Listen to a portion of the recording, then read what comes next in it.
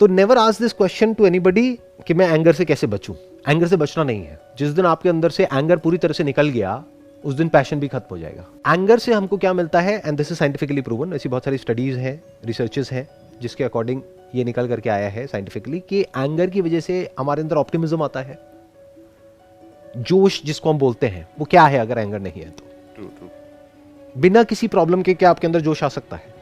जब लाइफ में कोई प्रॉब्लम होती है तभी तो गुस्सा आता है। उस गुस्से को आप जोश भी बोल सकते हो, एक्साइटमेंट भी बोल सकते हो, ऑप्टिमिज्म भी बोल सकते हो। दैट इज एंगर जो कि बाहर निकल रहा है। जैसे फॉर एग्जांपल कोई है जो बहुत ही एक ऐसे बैकग्राउंड से है जहां पे फाइनेंशियल इश्यूज हैं बहुत मेजर लेवल के, उसने बचपन से ही ये सब देखा है अपने घर में, पैसे के पीछे लड़ाई झगड़ा ये वो, तो उसके अंदर एक फ्रस्ट्रेशन है, उसको आप एंगर भी कह सकते हो। उसकी वजह से उसके अंदर एक एनर्जी है और अब वो अपनी उस एनर्जी को लगा रहा है या लगा रही है किसी एक डायरेक्शन में। ये सब कहां से आ पा रहा है? डिससैटिस्फैक्शन से आ रहा है, सेटिस्फैक्शन से नहीं आ रहा। ये जो वर्ड है मोटिवेशन, इसके लिए भी एंगर जरूरी है। मोटिवेशन का मतलब क्या हुआ? There has to be a motive. Motive for what? Motive for a better life. तो that means there is a problem in your life, that's why you want to make it better. तभी तो motivation आएगा। अगर आपकी life perfect है तो motivation कहां से आएगा कुछ भी करने का? You want to change something, you want to make something better, you want to share something, you want to solve a problem. वहां से पैशन पैदा होता है, वहां से एंगर पैदा होता है। तो एंगर वो नहीं है जिसको हम समझते हैं, वो एक बहुत ही नैरो अप्रोच है एंगर को देखने की। हम क्या समझते हैं? एंगर मतलब गुस्सा, गुस्सा मतलब बुरा। एंगर दो तरह का होता है, एक कंस्ट्रक्टिव, एक डिस्ट्रक्टिव।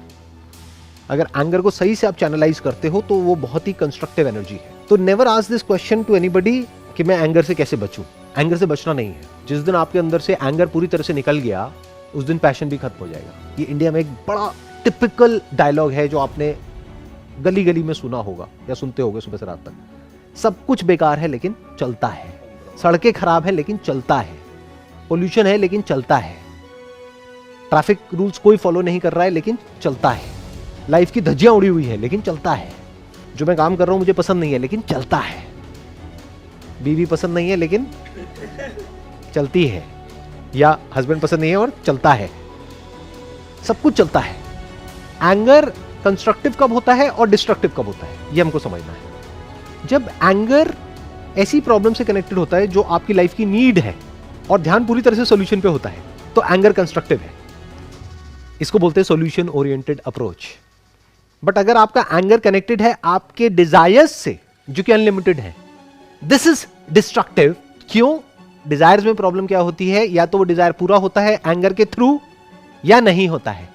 जब पूरा हो जाता है तो वो डिजायर ग्रीड में कन्वर्ट हो जाता है, आपका लालच और बढ़ जाता है और आप उसी एंगर को यूज करते हो अपने और डिजायर्स को पूरा करने के लिए, जो डिजायर पहले से बड़े होते हैं।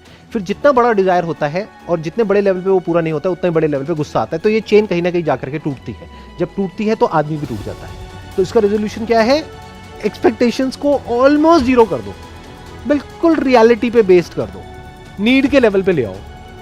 जितनी जरूरत है बस बहुत है। वांट्स को बीच में से बिल्कुल हटा दो, तो आप देखोगे लाइफ सिंपल हो जाएगी।